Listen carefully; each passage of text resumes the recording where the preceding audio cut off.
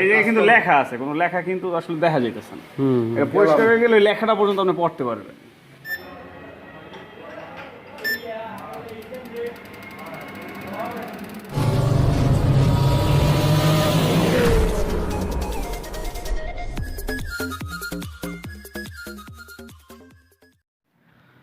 Hello বন্ধুরা, কেমন আছেন সবাই? আশা করছি সবাই খুব ভালো আছেন। শোভন বাইকের চ্যানেলে আপনাকে স্বাগত জানাচ্ছি। আজকে আমি আমার বাইকের ফুয়েল সাপ্লাই সিস্টেমে যা যা আছে, অর্থাৎ ফুয়েল ইনজেক্টর বা এফআই যেটাকে বলি আমরা, আর হচ্ছে থ্রোটল বডি এবং ফুয়েল পাম্প, এই তিনটা ব্যাপার আমি সুন্দরভাবে ক্লিন করবো এবং আপনাদেরকে দেখাবো।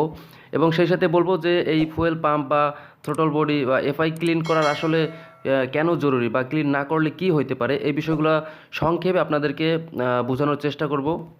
বন্ধুরা, আরেকটা খুশির সংবাদ আমি আপনাদেরকে দিতে যাচ্ছি যে আপনি যদি বরগুনা থেকে আমার ভিডিওটি দেখেন এখন, এবং আপনার বাইকটি যদি এফআই বাইক হয়ে থাকে, তাহলে আপনার এফআই ক্লিন করার জন্য আর আপনাকে বরিশাল বা ঢাকায় যেতে হবে না। কারণ এই বরগুনাতেই এই প্রথমবারের মতো FI cleaner, ultrasonic FI cleaner আনা হয়েছে।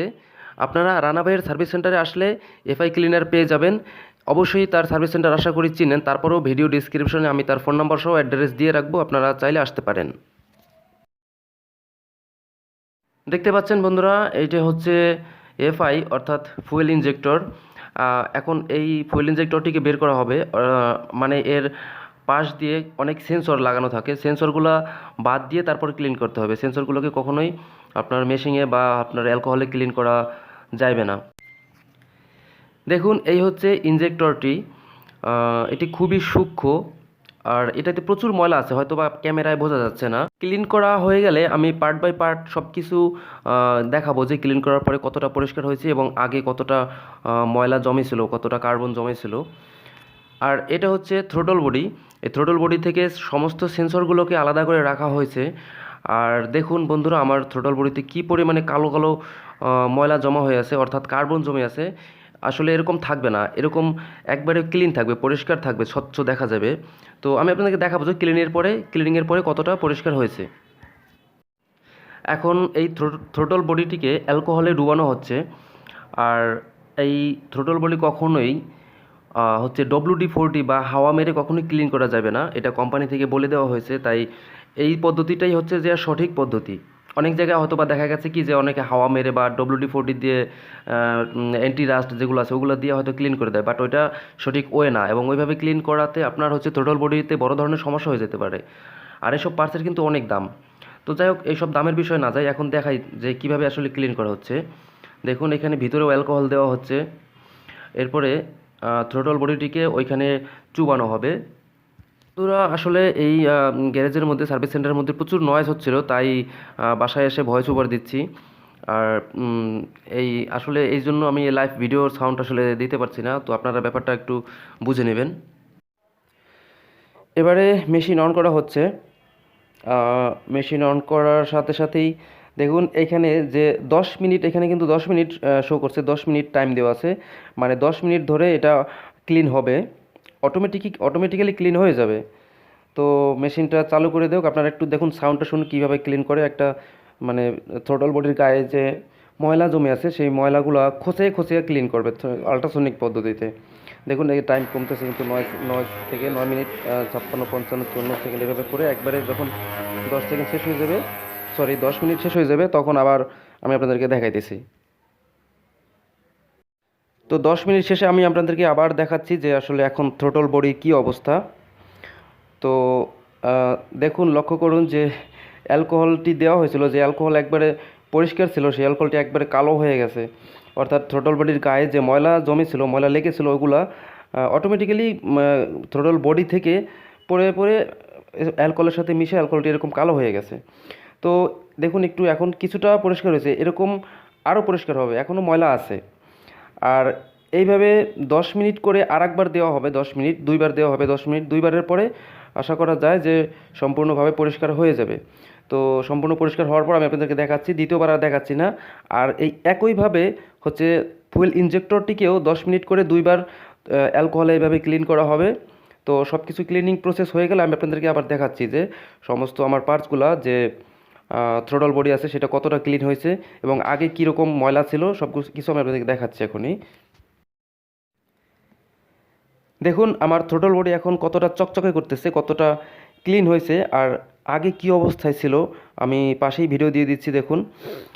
আর হচ্ছে এই সার্ভিস সেন্টারের যে ওনার রানা ভাই, উনি খুবই দক্ষতার সাথে আমার কাজটি করে দিয়েছে। তো আমি ভাবছিলাম যে আসলে কেমন না কেমন ক্লিন হয়, বাট উনি খুবই দক্ষতার সাথে এবং খুবই সাবধানতার সাথে যত্ন সহকারে আমার সব কিছু ক্লিন করে দিয়েছে। আর হচ্ছে রানা ভাইয়ের শোরুমের অ্যাড্রেসটা আমি হচ্ছে ডেসক্রিপশন বক্সে দিয়ে দেবো, নাম্বার সহ দিয়ে দেবো। আপনারা যদি কেউ ক্লিন করাতে চান এখান থেকে, আপনারা যারা বরগুনার আছে অবশ্যই আপনারা চিনেন এখানে, তারপর আমি নাম্বার দিয়ে দেবো, অ্যাড্রেস দিয়ে দেবো, আপনারা চাইলে এখানে এসে ক্লিন করাতে পারেন। এইবারে আমার ফুয়েল ইনজেক্টরটিকে ক্লিন করা হবে। অ্যাকচুয়ালি ক্লিন আগেই করা হয়ে গেছে, অর্থাৎ যে থ্রোটল বডি যেভাবে ক্লিন করা হয়েছে একই প্রসেসে আমার ফুয়েল ইনজেক্টরটিকেও ক্লিন করা হয়েছে। আর এখন যেটি করা হবে এটা হলো যে টেস্টিং, যে আসলে কতটা পারফর্ম করতে পারবে বা এটাতে কোনো লিক আছে কি না, এইসব ব্যাপারগুলো এখন টেস্ট করা হবে বিভিন্ন ক্যাটাগরিতে। তো আপনারা হয়তো বা অনেকেই এখানে ব্যাপারটা বুঝতে ভুল করেন যে এখন যে কাজগুলো করা হবে এই কাজগুলো দেখেন যে অনেকে মনে করে এটাই ক্লিনিং, বাট এটা অ্যাকচুয়াল ক্লিনিং না। অ্যাকচুয়াল ক্লিনিংটা হচ্ছে যা যে অ্যালকোহলে দিয়ে যে আল্ট্রাসনিক পদ্ধতিতে ক্লিন করে, তো ওইটি হচ্ছে যে অ্যাকচুয়াল ক্লিনিং, যে ময়লাগুলোকে ওইখান বডি থেকে সে অটোমেটিক্যালি রিমুভ করে দেন হচ্ছে এখানে টেস্টিং করে যে এখানে কতটা পারফর্ম করতে পারবে এবং ইনজেক্টরে কোনো লিক আছে কি না, এইসব ব্যাপারগুলো ক্লিন করা হবে, মানে টেস্ট করা হবে। তো আমার ফুয়েল ইনজেক্টর ক্লিন আগেই হয়ে গেছে, এখন যেটা করা হচ্ছে এটা হচ্ছে জাস্ট টেস্টিং। প্রথমেই আরপিএম টেস্ট করা হবে, অর্থাৎ কত আরপিএমে সে কীরকম ফুয়েল সাপ্লাই দিচ্ছে বা ঠিকঠাক মতো ফুয়েল সাপ্লাই দিচ্ছে কিনা।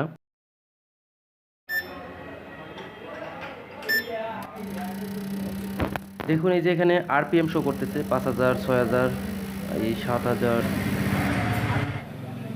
এখন ইনজেক্টরে কোনো লিক আছে কিনা এটা পরীক্ষা করা হবে। দেখুন পুরো 1 মিনিট টাইম সেট করে দেওয়া হয়েছে। 1 মিনিটের মধ্যে এখানে প্রচুর প্রেসারে যে অয়েল দিয়ে বা লিকুইডের যে প্রচুর প্রেসার দিবে, এই প্রেসারে যদি এই এই যে টিউবের যেখানে আমার ইনজেক্টরটি সেট করা হয়েছে এখান দিয়ে যদি কোনো ফোঁটায় ফোঁটায় অয়েল পড়ে তাহলে বুঝতে হবে যে আমার ইনজেক্টরে লিক আছে। তো দেখুন প্রচুর প্রেসার দেওয়া হচ্ছে, টাইম যত বাড়তেছে প্রেসারও ওইভাবে বাড়তে থাকবে, বাট আমার ইনজেক্টরটি ভালো আছে যার কারণে কোনো ফুয়েল পড়তেছে না এখন। বন্ধুরা তো এরকমের অনেকগুলো ক্যাটাগরিতে বিভিন্নভাবে পরীক্ষা করা হয়, সবগুলো দেখাতে গেলে আসলে ভিডিও অনেক বেশি লং হয়ে যাবে, আপনারা অতটা ধৈর্য নিয়ে ভিডিও দেখবেন না। তো আমি একটা কথাই বলি যে আসলে বাইক যতটা আধুনিক হচ্ছে সেই সাথে সার্ভিসগুলো অনেক আধুনিক হচ্ছে বা হওয়াটা উচিত। তো আসলে এই যে ফুয়েল ইনজেক্টর যে মেশিনটা আছে এই মেশিন ছাড়া কোনোভাবেই ফুয়েল ইনজেক্টর ক্লিন করা বা থ্রোটল বডি ক্লিন করা যাইবে না, বা কেউ যদি ক্লিন করে দেয়ও সেটা আসলে সঠিক পদ্ধতিতে ক্লিন করা হবে না। এই যে আমি যে পুরো ভিডিওতে দেখালাম এই পদ্ধতিটাই হচ্ছে সঠিক পদ্ধতিতে ফুয়েল ইনজেক্টর বা থ্রোটল বডি ক্লিন করার যে সঠিক পদ্ধতি এইটাই। এখন আমি আপনাদেরকে বলি যে কেন থ্রোটল বডি বা এফআই ক্লিন করা জরুরি। 5 থেকে 10,000 কিলোমিটারের মধ্যে এফআই বা ফুয়েল ক্লিন করার সময় মানে ক্লিন করার প্রয়োজন পড়ে। এটা নির্ভর করবে আপনার ফুয়েলের মানের উপরে, আপনি কীরকম মানের ফুয়েল ব্যবহার করছেন বা কোথা থেকে ফুয়েল ভরছেন। যদি ফুয়েলে বেশি ময়লা থাকে তো আপনার দেখা গেছে 5000-এর আগেও ক্লিন করার প্রয়োজন পড়তে পারে। তো এই ফুয়েল ইনজেক্টর ক্লিন না করলে আপনি পারফরমেন্স ভালো পাবেন না, আপনার থ্রোটল ছেড়ে ছেড়ে দেবে, অর্থাৎ পিক আপ আমরা যেটাকে বলি, পিক আপ দিলেও সেই পিক আপটা সঠিকভাবে পাইবে না, স্টার্ট মাঝে মাঝে থাকবে না, বন্ধ হয়ে যাবে, এরকম সমস্যা, মাইলেজের সমস্যা, বিভিন্ন ধরনের সমস্যা আপনার দেখা দেবে। তো এখন আমি আমার ফুয়েল পাম্পটাকে দেখাই যে ফুয়েল পাম্পটার কী অবস্থা। ফুয়েল পাম্পটাকে অলরেডি ক্লিন করা হয়ে গেছে, তারপরেও যে এই যে ফিল্টার দেখতে পাচ্ছেন ফিল্টারটিকে আবার ক্লিন করা হচ্ছে। ক্লিন করে এটা লাগিয়ে দিলেই জাস্ট হয়ে যাবে। তো পরিশেষে আমি একটা কথা বলবো যে আপনাদের বাইকের যত্ন নিন, বিশেষ করে এফআই বাইক যাদের আছে এফআই বাইকের সঠিক সময় এফআই ক্লিন করান, আর অবশ্যই হেলমেট পরে বাইক রাইড করবেন। ভিডিওটি এখানেই শেষ করে দেব। কোথাও বুঝতে যদি সমস্যা হয় কমেন্টে জানাবেন, আর ভিডিওটি কেমন হয়েছে যদি কোনো ভুল ত্রুটি থাকে অবশ্যই কমেন্ট করে আপনাদের মতামত জানাবেন। ভালো থাকবেন সবাই, সুস্থ থাকবেন, এখানে বিদায় নিচ্ছি, বাই বাই।